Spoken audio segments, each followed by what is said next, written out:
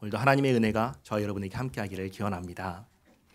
지난주까지 데살로니가 전서와 후서를 읽었습니다. 바울이 전한 복음은 예수님께서 우리를 구원하신 주님이 되실 뿐만 아니라 마지막 날에 산자와 죽은 자를 심판하러 오시는 심판주가 되신다는 것이었습니다.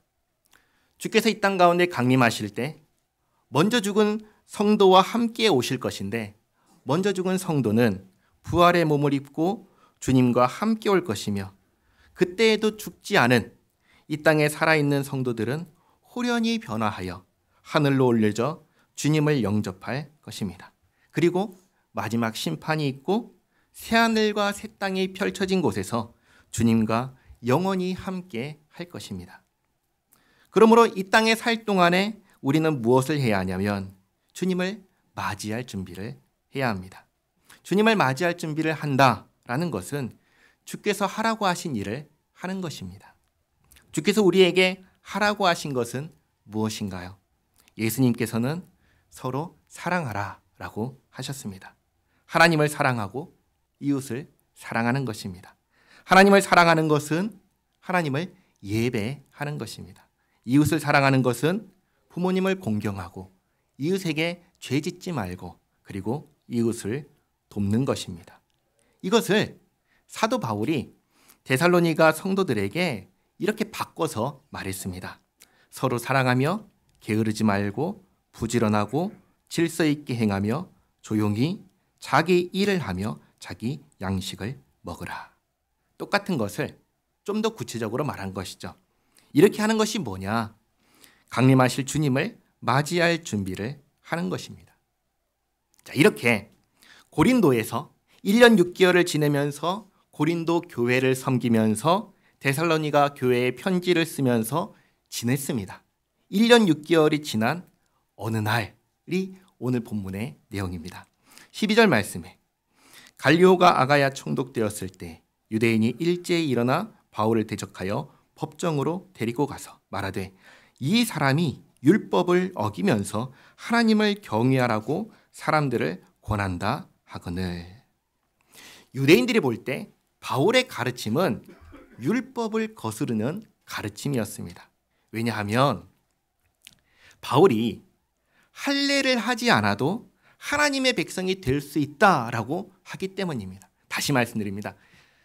유대인들이 생각할 때에는 하나님의 백성이 되기 위해서는 반드시 할례를 해야 되는데 바울은 할례를 하지 않아도 하나님의 백성이 될 수 있다고 하기 때문에 이렇게 얘기를 한 겁니다.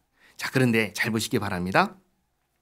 율법은 하나님께서 하나님의 백성들에게 지켜 행하라고 주신 법이 율법입니다. 하나님께서 주신 법을 지켜야 할까요? 안 지켜도 될까요?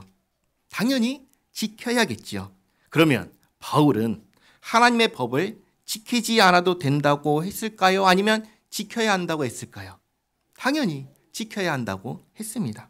그래서 앞에서 말씀드렸다시피 주께서 우리에게 주신 계명, 법은 서로 사랑하라는 것이고 그 구체적인 대상은 하나님과 이웃이며 하나님과 이웃을 사랑하라는 구체적인 실행이 십계명에 다 나와 있는데 이 내용들을 사도 바울이 안 해도 된다라고 말한 적이 없습니다.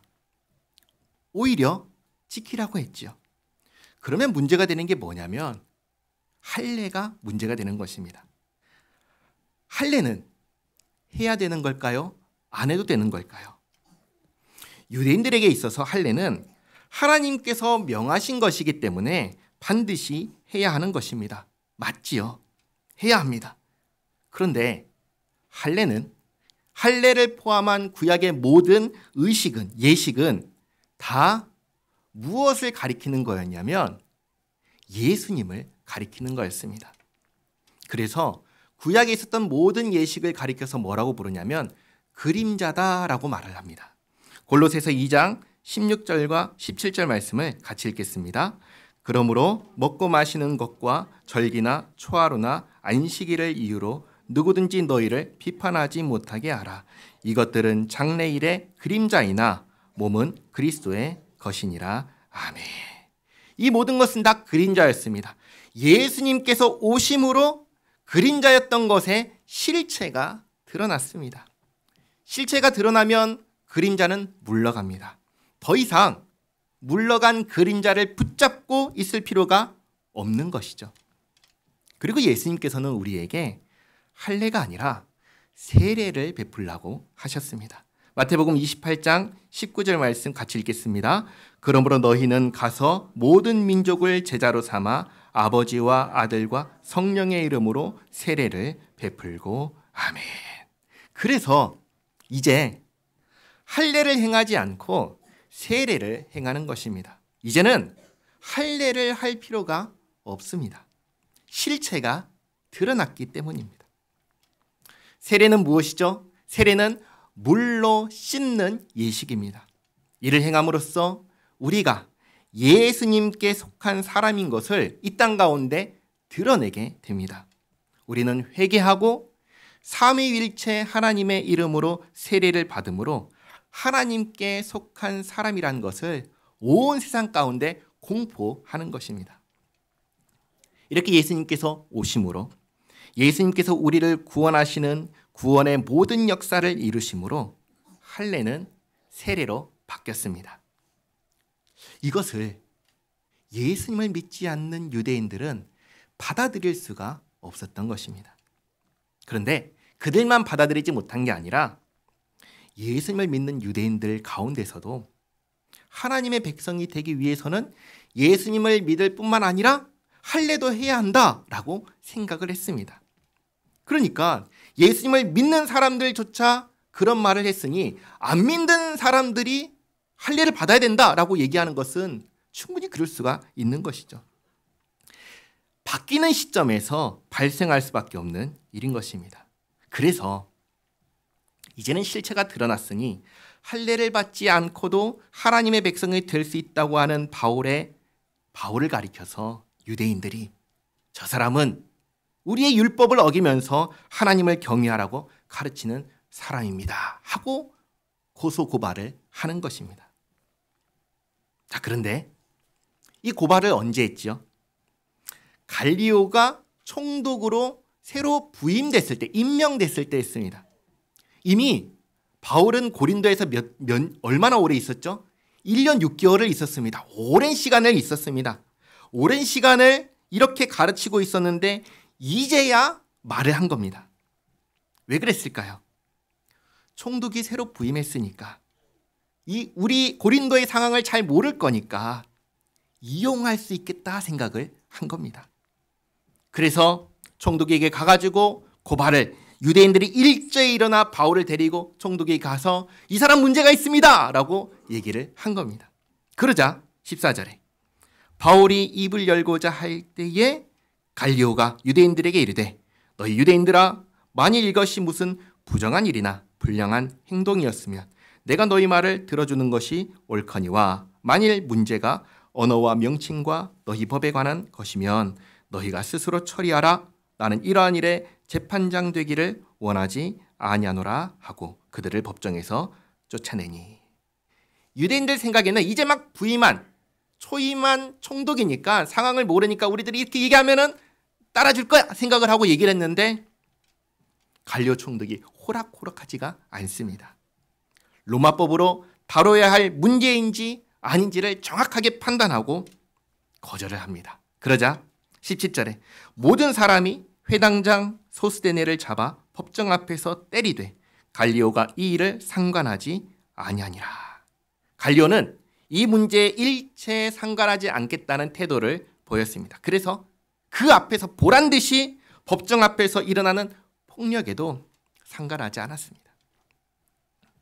8절을 보시면 조금 앞에 보시면 8절을 보시면 회당장 이름이 나오는데 그 이름이 뭐라고 나오죠? 회당장 그리스보라고 합니다.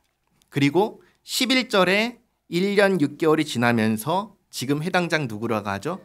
소스데네라고 합니다. 그러니까 1년 6개월이 지나면서 회당장이 바뀐 것입니다. 소스데네는 지금 당장은 이 사람이 신앙이 있는지 없는지 몰라요. 모르지만 나중에 고린도 전서를 보면은 예수님을 믿고 바울과 함께 있게 되었다는 것을 보게 됩니다. 자, 그 다음 18절입니다. 바울은 더 여러 날 머물다가 형제들과 작별하고, 고린도에 1년 6개월만 머물던 것이 아니라 며칠 더 있었습니다. 더 있고, 그리고 여러 날 더 있다가 형제들과 작별하고 배 타고 수리아로 떠나갈새 브리스길라와 아굴라도 함께 하더라. 브리스길라와 아굴라는 함께 천막을 만들며 동역했던 사람들인데 이들과 함께 고린도를 떠났습니다. 그리고 바울이 일찍이 서원이 있었으므로 겐그레아에서 머리를 깎았더라. 우리는 이 서원이 구체적으로 무엇인지 알 수가 없어요. 어떤 사람은 나시린 서원이다라고도 얘기를 하는데 서원이 뭔지 알 수 없어요. 그래서 모르지만 바울이 한 서원이 있어서 고린도에서 가까운 지역이 겐그레아예요. 거기에서 머리를 깎고 에베소로 배를 타고 갑니다. 19절, 에베소에 와서 그들을 거기 머물게 하고 자기는 회당에 들어가서 유대인들과 변론하니. 늘 하던 대로 일단 어디를 가든지 유대인의 회당에 들어가서 복음을 전했습니다. 복음은 무엇입니까? 복음은 기쁜 소식이지요. 기쁜 소식입니다. 그런데 어떤 기쁜 소식입니까? 복음은 하나님께서 우리와 함께 하신다는 소식입니다. 이 땅 가운데 있을 때 우리가 혼자 사는 게 아니라 하나님께서 나와 함께 하신다는 소식이에요. 모를 때는 나는 혼자 있는 것 같지만 하나님께서 나와 함께 하신다. 그것보다 위로가 되는 게 없죠. 하나님께서 나와 함께 하신다. 그리고 그 하나님께서 아들 예수님을 보내주셔서 죄인인 나를 구원하셨다는 소식입니다. 이 복음입니다. 근데 구원은 무엇입니까? 하나님께서 나를 구원하셨는데 구원은 무엇입니까? 구원은 사탄의 권세 아래 놓여있던 우리를 거기서 끄집어내셔서 하나님의 나라로 옮기셨다는 것입니다. 이게 구원입니다. 우리는 예수님을 모르고 하나님 모를 때는 세상에서 사탄의 권세 아래 놓여서 살고 있다가 하나님의 은혜로 예수님 안에서 건짐을 받아서 하나님의 사랑하시는 아들의 나라에 들어가서 천국에서 살게 하신 것입니다. 그러니까 구원받은 모든 사람은 이미 이 땅 가운데 하나님의 나라에서 천국에서 살고 있습니다. 여러분 어디 살고 있습니까? 대한민국에 살고 있죠. 동시에 또 어디 살고 있습니까? 천국에 살고 있는 것입니다. 우리는 살면서 천국에 살고 있습니다. 천국에서 산다는 것은, 하나님 나라에서 살고 있다는 것은 가장 큰 의미가 뭐냐면 우리가 하나님의 다스림 가운데, 하나님의 통치 가운데 있다는 것입니다. 하나님의 돌보심 가운데 있다는 것입니다. 하나님의 은혜의 손길이 이미 지금 우리와 함께 하고 있는 것입니다. 우리가 비록 눈으로는 보지 못하지만 예수님을 믿는 믿음 안에서 하나님을 늘 뵙고 하나님과 함께 살고 있는 것입니다. 이게 천국에서, 하나님 나라에서 살고 있다는 의미입니다. 우리는 이미 천국에서 살고 있고 천국에서 살고 있는 사람들이니까 죽어서 어디를 가요? 하늘에 가는, 하나님 품으로 가는 것입니다. 이 땅 가운데 천국에 살고 있지 않으면 죽어서도 가지 못하는 거예요. 그러나 예수님 안에서 우리는 이미 이 땅 가운데 천국에서 살고 있습니다. 이렇게 복음을 전하는데 이 복음을 듣고 20절에 여러 사람이 더 오래 있기를 청하되 허락하지 아니하고 작별하여 이르되 만일 하나님의 뜻이면, 그러니까 내가 여기에 더 있고 싶다고 해서 있을 수 있는 게 아니고 내가 갔다가 다시 오고 싶다고 해서 올 수 있는 게 아니라 하나님의 뜻이 있으면 할 수 있다라는 것입니다. 잠언 한번 볼까요? 잠언 16장 9절 말씀을 보면 이런 말씀이 있습니다. 같이 읽겠습니다. 사람이 마음으로 자기의 길을 계획할지라도 그의 걸음을 인도하시는 이는 여호와시니라. 아멘. 아멘. 바울이 2차 전도여행 시작할 때 아시아에 가고 싶었지만 성령께서 막으셔서 갈 수 있었나요? 갈 수 없었나요? 갈 수 없었습니다. 그래서 북쪽으로 비두니아로 가려고 했는데 거기도 하나님께서 막으셔서 갈 수가 없었습니다. 그리고 어디로 보내셨죠? 전혀 생각하지 못했던 땅 마게도냐로 가게 하셨습니다. 그러니까 내가 하고 싶다고 해서 할 수 있는 것이 아닌 것입니다. 그런데 이렇게 얘기를 하면 뭐라고 사람들이 생각을 하냐면 그럼 하지 말라는 말이냐 이렇게 생각하는데 그게 아니라 내가 원한다고 해서 다 할 수 없다는 것입니다. 내가 원한다고 해서 다 할 수 있는 게 아니라는 것을 잊지 말라는 것입니다.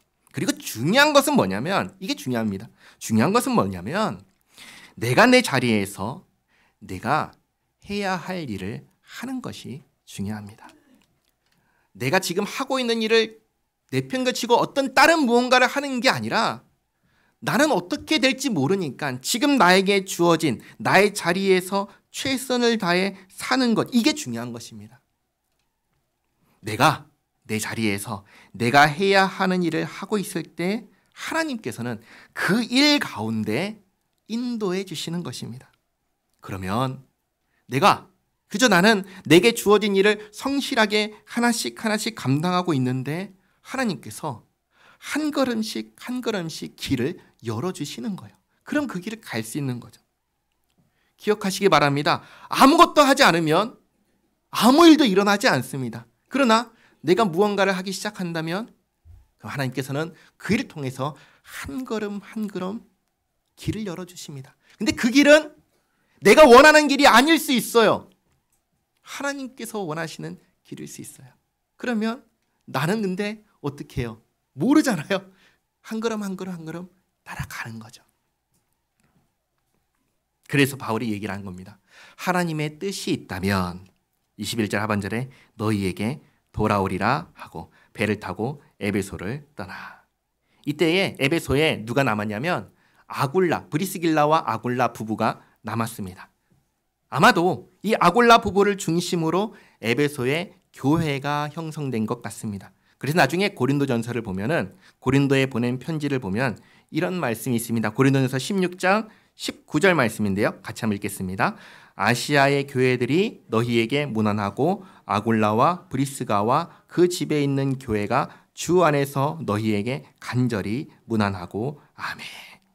여기에 브리스가가 누구냐면 브리스길라입니다.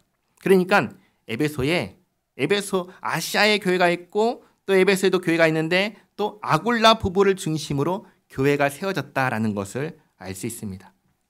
바울 일행이 아굴라 부부와 고린도에서 에베소까지 같이 왔다가 아굴라 부부는 에베소에 남고 그리고 바울 일행만 수리아를 향해서 떠났습니다. 22절에 가이사랴에 상륙하여 올라가 교회의 안부를 물은 후에 가이사랴는 수리아에 있는 항구 도시입니다. 배 타고 왔으니까 거기서 이제 내린 것이죠. 그리고 여기에서 아마도 예루살렘으로 올라가서 교회의 안부를 물은 후에 그리고 수리아에 있는 안디옥으로 갑니다. 안디옥으로 내려가서 얼마 있다가 여기까지가 바울의 2차 전도 여행이었습니다. 여기까지가 2차 전도 여행을 마치고 얼마 있다가 3차 전도 여행을 출발합니다. 23절 하반절에 떠나, 여기서부터 이제 세 번째 전도 여행이 시작되는 거예요. 떠나 갈라디아와 부르기아 땅을 차례로 다니며 모든 제자를 굳건하게 하니라. 수리아 안디옥에서 아마도 도보로 걸어서 1차 전도 여행 때 복음을 전했던 그 지역, 2차 전도 여행 때도 갔던 그곳에 갔습니다. 자, 이렇게 바울 일행은 다시 처음에 갔던 전도지를 돌아보러 가는 중에 한편 24절 볼까요? 알렉산드리아에서 난 아볼로라 하는 유대인이 에베소에 이르니, 바울은 저쪽 길리기아와 부르기아에 있는데 지금 다시 에베소 이야기를 하는 거예요. 에베소에 이르니 이 사람은 언변이 좋고 성경에 능통한 자라. 그가 일찍이 주의 도를 배워 열심으로 예수에 가는 것을 자세히 말하며 가르치나 요한의 세례만 알 따름이라. 요한의 세례만 안다는 것은 요한의 세례만 받았다는 것입니다. 그러니까 아볼로가 예수님에 관해서 얼마나 알았냐면 요한이 알고 있는 정도까지만 안 거예요. 세례 요한이 예수님에 대해서 뭐라고 얘기를 했습니까? 마태복음 3장 11절 12절 말씀인데요. 같이 한번 읽겠습니다. 나는 너희로 회개하게 하기 위하여 물로 세례를 베풀거니와 내 뒤에 오시는 이는 나보다 능력이 많으시니 나는 그의 신을 들기도 감당하지 못하겠노라.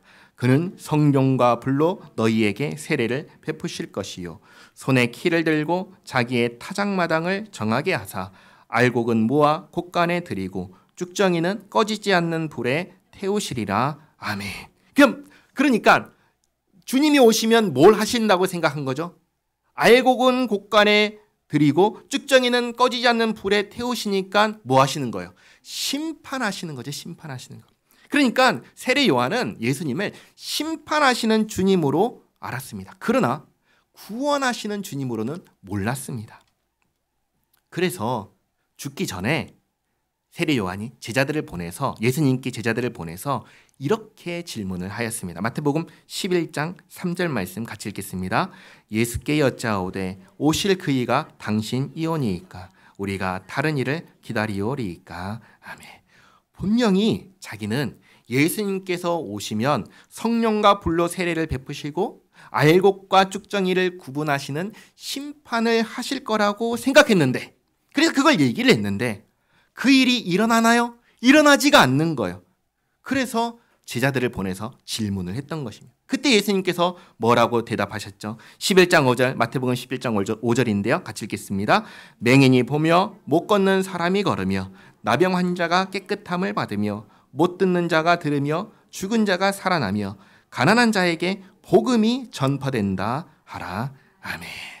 그러니까 내가 그가 맞는데 그가 오셔서 처음 하시는 일은 뭐냐면 심판이 아니다라는 거예요. 먼저 오셔서 하실 것은 뭐냐? 복음을 전하는 것이다. 처음에는 구원의 주님으로 오신 것이고, 그리고 다시 오실 때에는, 그때에는 심판의 주님으로 오신다는 것을 알려준 거예요. 그래서 히브리서 9장 28절 말씀 보시면 이렇게 말씀하시죠. 같이 읽겠습니다. 이와 같이 그리스도도 많은 사람의 죄를 담당하시려고 단번에 들이신 바 되셨고 구원에 이르게 하기 위하여 죄와 상관없이 자기를 바라는 자들에게 두 번째 나타나시리라. 아멘. 두 번 나타나시는데 처음은 구원을 위해서 나타나신 거고, 그리고 두 번째는 심판을 위해서 나타나실 것입니다. 그러니까 아볼로는 예수님에 대해서 알기는 알되 세례 요한이 가르쳐준 정도로만 알고 있고 그 이상은 몰랐던 것입니다. 세례 요한도 예수님에 대한 마지막 질문을 감옥에서 했으니까 감옥에서 이 질문하고 죽었거든요. 그러니까 세례 요한의 가르침이 불완전한 수밖에 없었습니다. 그래서 세례 요한의 세례만 하는 아볼로가 26절에 그가 회당에서 담대히 말하기 시작하거늘 브리스길라와 아굴라가 듣고 데려다가 하나님의 도를 더 정확하게 풀어 이르더라. 브리스길라와 아굴라는 예수님을 믿는 사람들이었을 뿐만 아니라 바울과 함께 지냈잖아요. 그러니까 더 정확하게 알았죠. 그래서 아볼로가 회당에서 말하기를 다 마치니까 가만히 데리고 와가지고 그 부족한 부분들을 가르쳐 주었습니다. 이렇게 에베소에서 브리스길라와 아굴라를 통해서 아볼로가 복음을 배우고 난 후에 27절 아볼로가 아가야로 건너가고자 하므로, 아가야가 어디냐면 고린도가 있던 지역입니다. 그러니까 고린도 지역으로 가려고 한 것이죠. 고린도로 배를 타고 건너가려고 하니까 형제들이 그를 격려하며 제자들에게 편지를 써 영접하라 하였더니 그가 감에 은혜로 말미암아 믿은 자들에게 많은 유익을 주니 이는 성경으로서 예수는 그리스도라고 증언하여 공중 앞에서 힘있게 유대인의 말을 이기미러라. 아볼로가 브리스길라와 아골라를 통해서 예수님께서 그리스도시라는 것을 배웠으니까 이제 고린도로 건너가 가지고 그것을 잘 전했습니다. 그리스도란 무엇입니까? 그리스도란 기름 부음을 받은 자라는 헬라어입니다. 기름 부음을 받았다는 것은 하나님께서 특별한 직분으로 임명하셨다는 거예요. 구약에는 세 가지 직분으로 임명했습니다. 왕과 제사장과 선지자였습니다. 신약에서 하나님께서 예수님을 기름 부으셨다 했을 때 예수님은 어떤 직분으로 임명되셨습니까? 이 세 가지를 합쳐서 한 가지, 구원자로 임명하셨습니다. 예수님께서, 하나님께서 세우신 구원자시라는 것을 아볼로가 이 구약 성경을 사용해서 유대인들에게 잘 증언을 한 것입니다. 자, 19장입니다. 이렇게 아볼로가 고린도에 있을 때 바울이 윗지방으로 다녀 에베소에 와서 어떤 제자들을 만나. 아마도 이 제자들은 아볼로가 배우기 전에 브리스길라와 아굴라에게서 예수님에 대하여 더 정확하게 배우기 전에 가르쳤던 사람들인 것 같습니다. 그러니까 아볼로의 제자인 것 같습니다. 정확하게는 알 수가 없습니다. 그러나 그들을 만나서 바울이 이렇게 질문을 합니다. 2절에 이르되 너희가 믿을 때에 성령을 받았느냐? 이르되 아니라 우리는 성령이 계심도 듣지 못하였노라. 그러니까 이들도 아볼로가 요한의 세례만 알았던 것처럼 그만큼만 알았던 것입니다. 그래서 성령이 계신다는 거 몰랐어요 라고 대답을 한 것이죠. 그러자 3절에 바울이 이르되 그러면 너희가 무슨 세례를 받았느냐? 대답하되 요한의 세례니라. 바울이 이르되 요한이 회개의 세례를 베풀며 백성에게 말하되 내 뒤에 오시는 이를 믿으라 하였으니 이는 곧 예수라 하거늘. 그들이 듣고 주 예수의 이름으로 세례를 받으니 바울이 그들에게 안수함에 성령이 그들에게 임하심으로 방언도 하고 예언도 하니 모두 12사람쯤 되니라. 자, 이렇게 예수님을 나의 구주로 모시고 예수님의 이름으로 세례를 받았습니다. 그리고 바울이 안수를 하자 성령이 임하셔서 방언도 하고 예언도 했는데, 이게 잘 보시기 바랍니다. 오늘날에 흔히 말하는 방언 기도를 한 게 아닙니다. 아니에요. 지금 기도하고 있는 자리가 전혀 아니었어요. 그냥 외국어를 한 것입니다. 그리고 여기 예언도 세상 사람들이 생각하듯이 미래에 일어날 어떤 일을 미리 말하는 그런 예언이 아니라 하나님께서 주신 말씀을 말했다는 것입니다. 정확하게는 하나님의 큰 일을 말한 것입니다. 이것은 처음에 오순절에 일어났던 방언의 내용이기도 했습니다. 사도행전 2장 11절 말씀을 같이 한번 읽어볼까요? 그레데인과 아라비아인들이라 우리가 다 우리의 각 언어로 하나님의 큰 일을 말함을 듣는다 하고 아멘. 하나님의 큰 일이 무엇입니까? 복음이지요. 복음입니다. 하나님께서 구약 성경에서 계속해서 말씀하신 것처럼 때가 되었을 때 아들 예수님을 보내주셔서 자기 백성을 구원하신다는 그 소식을 말한 것입니다. 그게 복음이고 그게 하나님의 큰 일이죠. 그러니까 방언을 말했다라고 하는 것은 외국말을 했다는 것이고, 예언을 했다는 것은 복음을 말하기 시작했다라는 것입니다. 이렇게 에베소에 있는 아직 복음은 알지 못하는 세례 요한의 세례만 받았던 그 사람들에게 복음을 전하고 세례를 베풀었습니다. 자, 그리고 난 후에 8절 바울이 회당에 들어가. 늘 하던 대로 유대인의 회당에 들어갑니다. 바울이 고린도에 있을 때 고린도에 있는 유대인들에게 이렇게 말을 했어요. 내가 이후에는 이방인들에게 가리라. 그렇게 얘기를 했어요. 이제 유대인들에게 안 가고 이방인들에게만 갈 것처럼 그렇게 얘기를 했는데 여전히 가장 먼저 간 곳은 어디예요? 유대인의 회당입니다. 유대인의 회당에 들어가서 8절 하반절에 석 달 동안 담대히 하나님 나라에 관하여 강론하며 권면하되 어떤 사람들은 마음이 굳어 순종하지 않고 무리 앞에서 이 도를 비방하거늘 바울이 그들을 떠나 제자들을 따로 세우고 두란노 서원에서 날마다 강론하니라. 바울이 회당에서 석 달 동안 하나님 나라에 관해서 천국에 관해서 강론하며 권면했는데 믿지 않는 사람들이 바울을 비방합니다. 그래서 바울이 그들을 떠나요. 그들을 떠나서 에베소에 있는 두란노 서원에서 믿는 사람들과 함께 날마다 가르쳤습니다. 그게 몇 년을 가르쳤죠? 10절 말씀 보시면 2해 동안 이같이 하니 아시아에 사는 자는 유대인이나 헬라인이나 다 주의 말씀을 듣더라. 2년 동안 매일같이 두란노 서원에서 하나님의 말씀을 가르치니까 그 영향력이 아시아에 사는 모든 사람들에게 미친 것입니다. 믿는 사람이든 믿지 않는 사람이든 유대인, 헬라인까지 모두 다 복음을 듣게 되었습니다. 자, 이렇게 되던 중에 11절, 하나님이 바울의 손으로 놀라운 능력을 행하게 하시니. 특별한 경우입니다. 특별한 경우. 바울이 하나님께 하나님 저에게 놀라운 능력을 행하게 능력을 주시옵소서라고 구한 적이 있나요? 그런 적이 없습니다. 바울은 하나님께 능력을 구한 적도 없고 하나님께서도 모든 사람에게 이런 능력을 주신 것도 아닙니다. 특별한 경우로 바울에게만 이런 능력을 행하게 하셨습니다.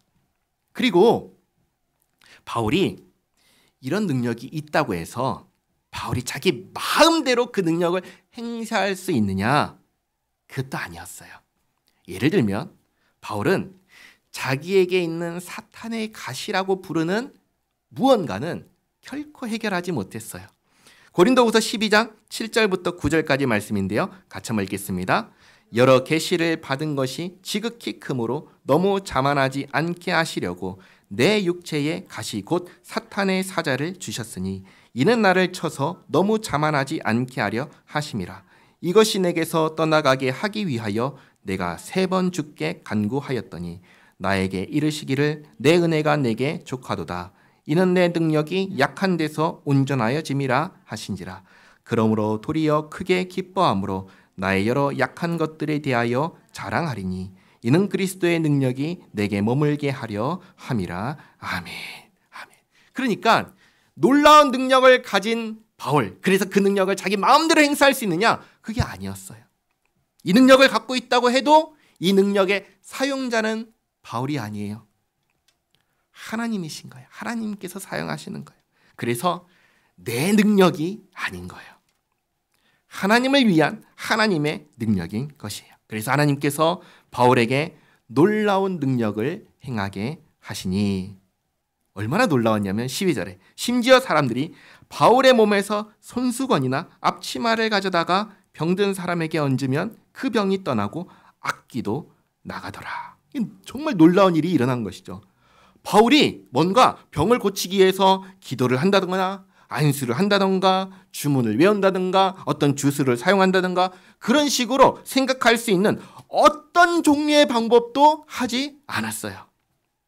그냥 바울이 가지고 있던 물건을 가져가서 얹으면 병이 낫고 귀신도 나갔습니다. 이걸 사람의 능력이라 할 수 있나요? 그럴 수가 없는 것이죠. 사람의 능력이 아닙니다. 하나님의 능력입니다. 에베소에 있는 모든 사람들이 이 일을 보고 바울에게서 놀라운 일이 일어나는구나 하고 알게 하셨습니다. 그러면 한 가지 질문하겠습니다. 왜 하나님께서 바울에게 이러한 능력을 주신 것일까요? 그 이유는 여기 에베소가 우상의 도시였기 때문입니다. 대표적으로 그리스 로마 신화에 나오는 제우스와 아데미를 섬기는 도시였습니다. 그리고 이 도시에 속한 사람들은 뭐에 관심이 있었냐면 마술에 관심이 있었습니다. 그러니까 이 도시가 어떤 도시냐면 사탄의 역사가 강력하게 나타나는 도시였습니다. 그런 곳이었기 때문에 하나님께서 사람들이 눈으로 보고 바울의 말이 사실이라는 것을 알 수 있도록 이러한 능력을 행하게 하신 것입니다. 교회사를 보면요, 교회 역사를 보면, 특별히 선교의 역사를 보면은 선교사님들이 복음을 전하기 위해서 여러 곳을 다니는데 특별히 사단의 능력이 역사하는 곳에 가면 이런 식으로 하나님의 역사가 나타나서 그 사탄의 역사를 누르고 복음을 전할 수 있게 하셨습니다. 근데 이때 기억하셔야 할 것은 뭐냐면 선교사님들이 저 사탄의 권세를 누르기 위해서 나에게 어떤 능력을 주시옵소서 하나님께 구하거나 어떤 수행을 하거나 어떤 노력을 하거나 혹은 요즘 흔히 생각하는 것처럼 기도를 많이 해서 능력이 생긴 것이 전혀 아니라 하나님께서 일방적으로 하나님께서 판단하실 때 필요하다고 판단하시면 아무 조건 없이 주신 것입니다. 오늘 바울에게 하신 것처럼 그렇게 주셔서 그 지역의 복음을 전할 수 있게 하신 것입니다. 바울이 이 능력을 언제 가졌죠? 에베소에서 가졌습니다. 그전에는요, 그런 얘기가 없습니다. 가끔 보면은 하나님의 능력을 어떤 수행이나 노력으로 혹은 기도를 많이 하면 얻을 수 있다, 생길 수 있다 라는 식으로 말하는 사람들이 있는데 전혀 그렇지 않습니다. 전혀 그렇지 않아요. 하나님께서 하나님의 필요에 따라 받는 사람의 조건과 상관없이 주시는 것입니다. 그러니 중요한 것은 나에게 어떤 능력이 생겨서 신비한 일을 할 수 있는 게 전혀 아니라 중요한 것은 주님 오실 날을 준비하며 오늘을 살아가는 것이 중요한 것입니다. 주께서 하라고 하신 일을 성실하게 감당하며 주님께서 오실 때 거룩함에 흠이 없기를 바라며 그렇게 주님 맞이할 준비를 하는 것, 이것이 중요합니다. 그 준비를 잘하는 우리 교회, 우리 성도가 되기를 바랍니다. 기도하겠습니다. 좋으신 하나님, 사도행전을 통해 구원의 역사가 이방 가운데 열방으로 전해지는 과정을 보고 있습니다. 예수님께서 구원자이신 것을 모르기 때문에 이미 구원자가 오셨음에도 불구하고 여전히 그림자에 속한 일들을 하고 있었습니다. 할례를 행하고 제사를 지내고 유월절을 지켰습니다. 그러나 구원자가 오셨기 때문에 구원을 위한 모든 것을 성취하셨기 때문에 이제는 더 이상 할례를 할 필요가 없고 제사를 지낼 필요가 없고 유월절을 지킬 필요가 없어졌습니다. 이제는 삼위일체 하나님을 예배하며 세례를 하고 나를 위하여 자기 몸을 주신 예수님을 기념하는 성찬을 행합니다. 이렇게 예수님을 중심으로 모든 것이 새로워졌습니다. 하나님, 우리는 예수님 안에서 살아가는 주님의 백성들입니다. 이제 주님 오실 날을 고대하며 주님 맞이할 준비를 합니다. 주께서 말씀하신 대로 이 땅 가운데 살 때에 주께서 하라고 하신 일들을 잘하며 주님 맞이할 준비를 하는 교회 되게 하옵소서.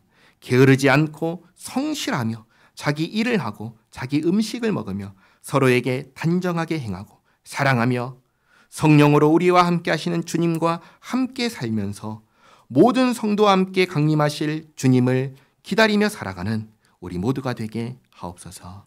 예수님의 이름으로 기도하옵나이다. 아멘.